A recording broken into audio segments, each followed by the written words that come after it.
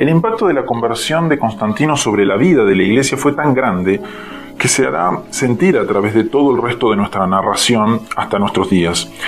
Luego, lo que aquí nos interesa no es tanto mostrar las consecuencias últimas de ese acontecimiento como sus consecuencias inmediatas durante el siglo IV. Naturalmente, la consecuencia más inmediata y notable de la conversión de Constantino fue el cese de las persecuciones. Hasta ese momento, aún en tiempos de relativa paz, los cristianos habían vivido bajo el temor constante de una nueva persecución. Tras la conversión de Constantino, ese temor se disipó. Los pocos gobernantes paganos que hubo después de él no persiguieron a los cristianos, sino que trataron de restaurar el paganismo por otros medios. Todo esto produjo, en primer término, el desarrollo de lo que podríamos llamar una teología oficial. Deslumbrados por el favor que Constantino derramaba sobre ellos, no faltaron cristianos que se dedicaron a mostrar cómo Constantino era el elegido de Dios y cómo su obra era la culminación de la historia toda de la Iglesia. Un caso típico de esta actitud fue Eusebio de Cesarea, el historiador que no debe confundirse con Eusebio de Nicomedia, y a quien dedicaremos nuestros próximos temas, no ahora.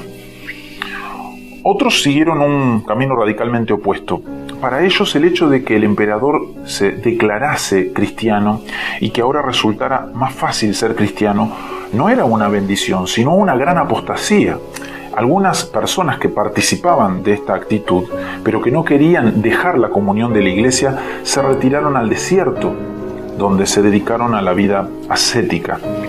Puesto que el martirio no era ya posible, estas personas pensaban que el verdadero atleta de Jesucristo debía continuar ejercitándose, si no ya para el martirio, al menos para la vida monástica.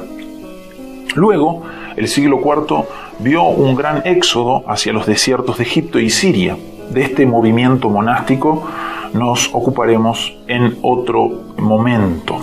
Algunos de quienes no veían con agrado el nuevo acercamiento entre la Iglesia y el Estado, sencillamente rompieron la comunión con los demás cristianos.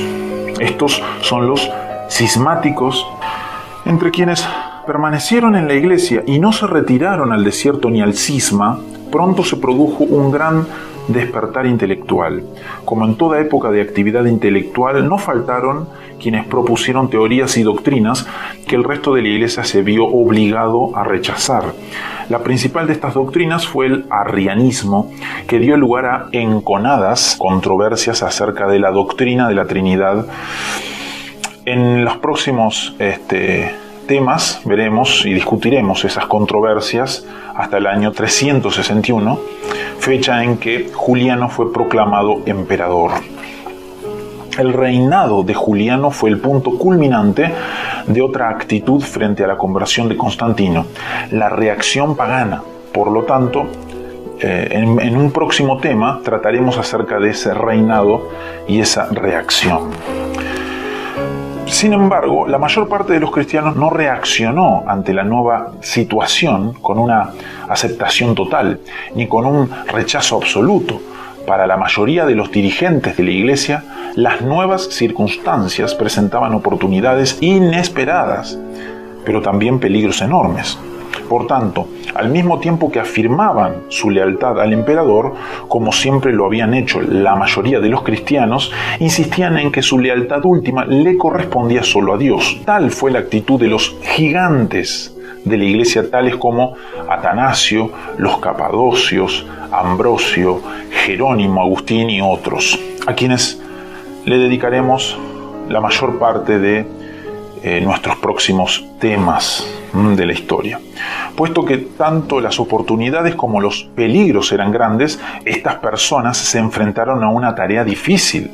Naturalmente, no podemos decir que sus actitudes y soluciones fueron siempre acertadas, pero dada la magnitud de las tareas a que se enfrentaron y dado también el impacto que su obra ha tenido en la vida de la Iglesia a través de los siglos, existe sobrada razón para llamar al siglo IV y principios del V la era de los gigantes. Sin embargo, antes de terminar este tema, debemos mencionar algunos cambios que tuvieron lugar como resultado de la conversión de Constantino y que no tendremos ocasión de discutir más adelante. Nos referimos a los cambios relacionados con el culto. Hasta la época de Constantino, el culto cristiano había sido relativamente sencillo. Al principio, los cristianos se habían reunido para adorar en casas particulares. Después, comenzaron a reunirse también en cementerios, como las catacumbas romanas. En el siglo III, había ya lugares dedicados específicamente al culto. De hecho, la iglesia más antigua que se ha descubierto es la de Dura Europo, que data aproximadamente del año 270. Pero aún, esta iglesia de Dura Europo no es más que una pequeña habitación decorada solo con algunas pinturas murales de carácter casi primitivo. Tras la conversión de Constantino, el culto cristiano comenzó a sentir el influjo del protocolo imperial.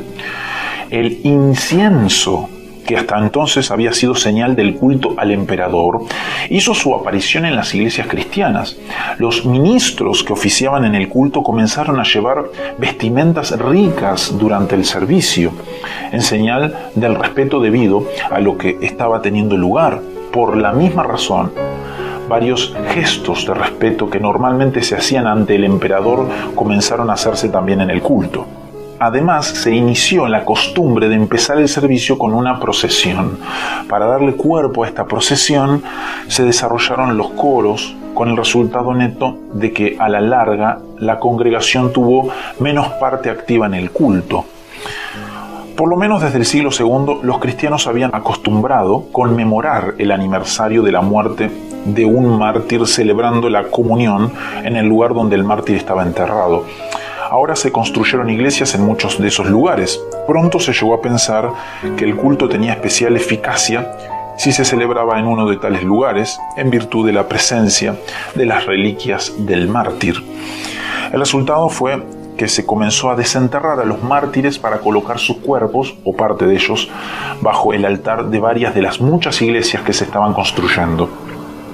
Al mismo tiempo, algunas personas empezaron a decir que habían recibido revelaciones de mártires hasta entonces desconocidos o casi olvidados. En ciertos casos, hubo quienes recibieron una revelación indicándoles dónde estaba enterrado el mártir en cuestión, como en el caso de San Ambrosio y los mártires Gervasio y Protasio, que mencionaremos más adelante. Pronto se comenzó a atribuirles a tales reliquias un poder milagroso y de allí se pasó cada vez más a su veneración y después a su adoración. Un caso semejante fue el de la emperatriz Helena, quien en el año 326 marchó en peregrinación a Tierra Santa, donde creyó haber descubierto la verdadera cruz de Cristo, la Vera Cruz. Pronto comenzó a decirse que esta cruz tenía poderes milagrosos y porciones de ella se difundieron por diversas partes del imperio.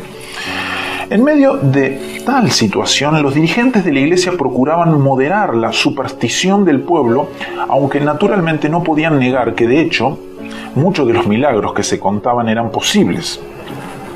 Así, por ejemplo, hubo pastores que trataron de indicarle a su grey que para ser cristiano no era necesario ir a Tierra Santa, o que el respeto debido a los mártires y a la Virgen no debía exagerarse.